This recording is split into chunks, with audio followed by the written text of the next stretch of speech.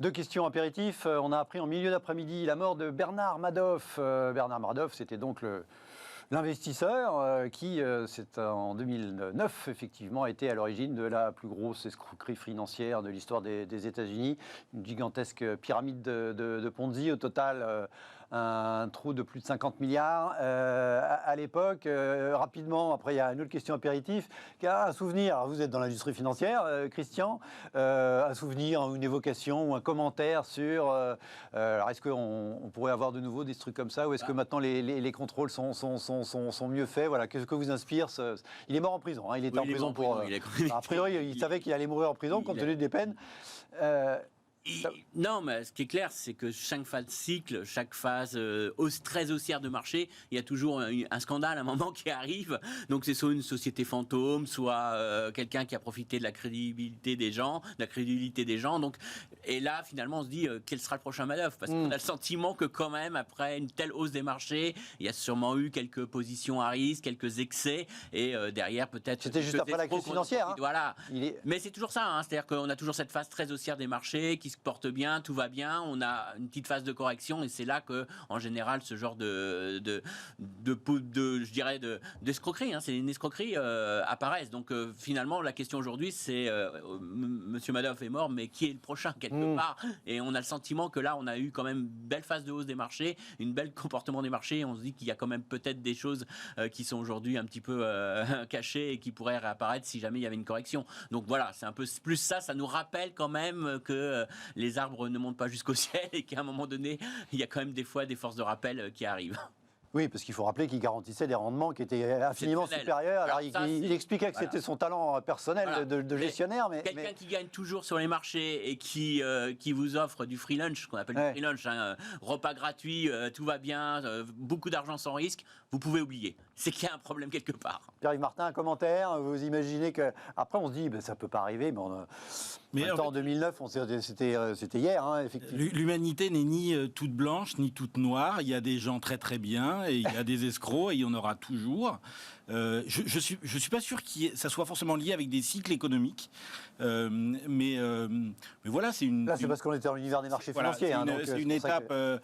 C'est une étape intéressante, un enseignement intéressant. Le sujet, c'est qu'est-ce qu'on retient 10 ans après de cette histoire. J'ai un peu l'impression, finalement, qu'elle est très lointaine. Comme si on l'avait un peu oubliée, jusqu'à ce qu'un nouvel acteur de l'escroquerie fasse ses éclats. Mais voilà, il faut vivre avec et être peut-être un peu plus vigilant aussi. Je note aussi que l'escroc existe parce qu'il y a en face de lui des personnes qui acceptent de jouer le jeu de cette escroquerie. Ouais. Donc peut-être à nous tous, individuellement et collectivement, d'être un peu plus raisonné et raisonnable. Ça s'appelle la cupidité. Greed, en anglais. Ça me fera un lancement pour le prochain sujet. J'avais dit deux questions apéritives rapidement. Voilà. Que signifie pour vous le succès absolument insolent de LVMH, qui a publié ses chiffres pour le premier trimestre 2021 hier soir, des chiffres qui ont dépassé les attentes, une croissance de plus de 30% par rapport au trimestre équivalent en 2020. Ça, à la limite, on peut comprendre, mais qui était une croissance de plus de 10% par rapport à 2019, des chiffres de croissance incroyables, notamment en Asie, mais aussi aux États-Unis. L'Europe, c'est en baisse. L'action qui poursuit son ascension, j'allais dire irraisonnée, on ne sait pas, mais enfin, en tout cas, non stoppée, avec une valorisation supérieure à 300 milliards. Ça raconte quoi?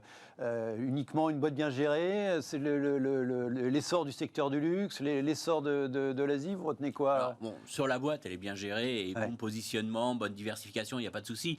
Mais en tant qu'économie, je vous dirais, ça traduit surtout un écart de richesse qui est en train de se creuser dans le monde.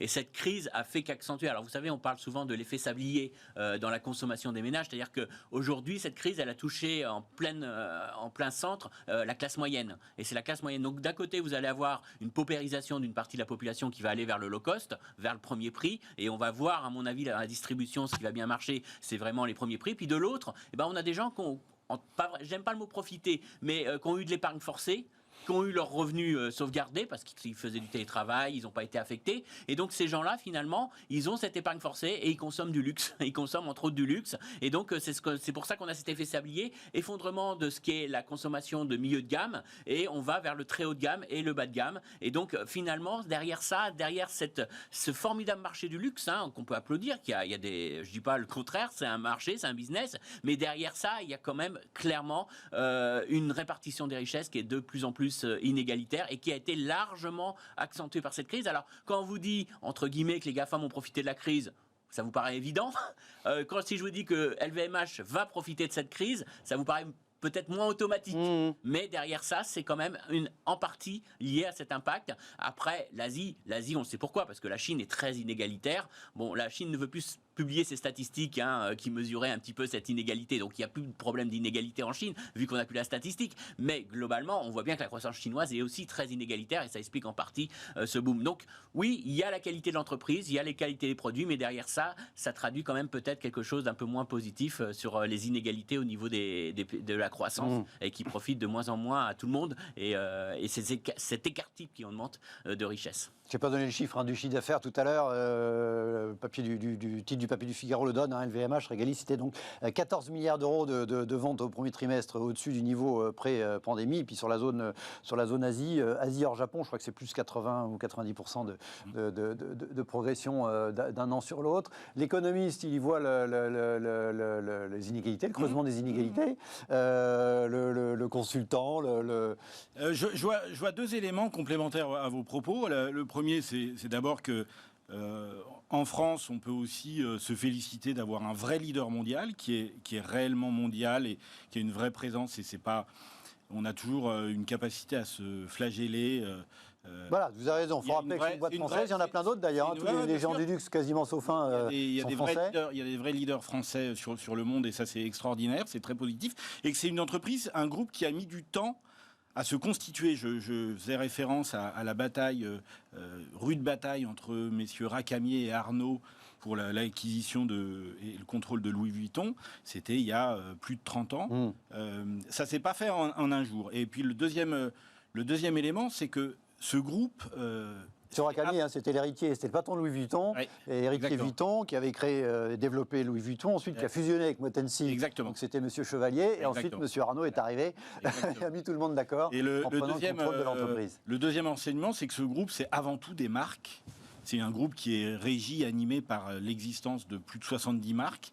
Et chaque marque est autonome, chaque marque a son histoire, son marketing. Et je trouve ça intéressant parce que finalement la puissance de ce groupe et sa rentabilité, c'est sa capacité à raconter pour chaque marque une histoire qui va toucher le client en fonction de son environnement géographique, de son niveau social, de son pouvoir d'achat. Et ça, je trouve ça plutôt intéressant parce que vous allez avoir des marques qui vont se retrouver en termes d'identité sur des rappels à l'histoire, au passé, à la glorification. Et puis vous avez d'autres marques qui incarnent la modernité. Et donc l'intelligence. Il y a un portefeuille de marques diversifié qui s'adresse aux différents publics. Très aiguisé, et je trouve ça très intéressant. Ouais, différents publics, toujours a priori dans les classes privilégiées. Un dernier mot sur LVMH. J'ai lu qu'il profitait aussi des confinements, le fait que on pouvait pas, quand on avait de l'argent, on ne pouvait pas le dépenser autrement. On pouvait le dépenser en sac Dior ou Vuitton. C'est une explication aussi du fait que les gens qui ont de l'argent, ils ne peuvent pas voyager. On le voit dans beaucoup de comportements de consommation à l'heure actuelle. Alors, le luxe en fait partie, notamment en Chine. Ça a beaucoup repris en Chine, mais quand on regarde la consommation des Chinois, il y a une vraie dichotomie entre ce qu'ils achètent les biens courants et cette explosion de tout ce qui est joaillerie, luxe, qui a vraiment profité que les Chinois ont été aussi confinés comme tout le monde à un moment donné, il y a un an, et qu'ils ont eu cette épargne forcée. Alors en plus, ils ont toujours un taux d'épargne élevé, mais qui ont eu cette épargne forcée. Donc oui, il y a un effet, il y a clairement un effet épargne forcée qui est aujourd'hui consommé, mais on le voit dans d'autres secteurs, le bricolage. Il y a aujourd'hui, aux États-Unis, ils ont un problème, ils voudraient acheter des voitures, ils en ont pas assez, mais on voit qu'il y a des comportements aujourd'hui d'achat, surtout quand au moment où on déconfine un peu les économies, on voit qu'il y a quand même des comportements d'achat sur certains biens durables et sur certains biens, et le luxe naturellement profite largement de cette épargne qui a été accumulée durant l'épidémie. Allez, bon, on se réjouit. Écoutez, ce groupe de luxe a commencé par le premier, soit français. Effectivement, vous aviez raison, c'est une bonne chose. Ce qui est passionnant, c'est est intéressant par rapport à effectivement la période actuelle, c'est qu'on a des entreprises, dont certaines, toutes ces marques qui sont effectivement très anciennes, plus que centenaires pour un certain nombre, pour quelques-unes d'entre elles, voilà, qui se portent très bien. Et parallèlement à ça, dans cette période d'aujourd'hui, la technologie se porte très bien, et y compris des choses très virtuelles comme les crypto-monnaies, à propos desquelles nous allons débattre tout de suite. C'est le premier thème.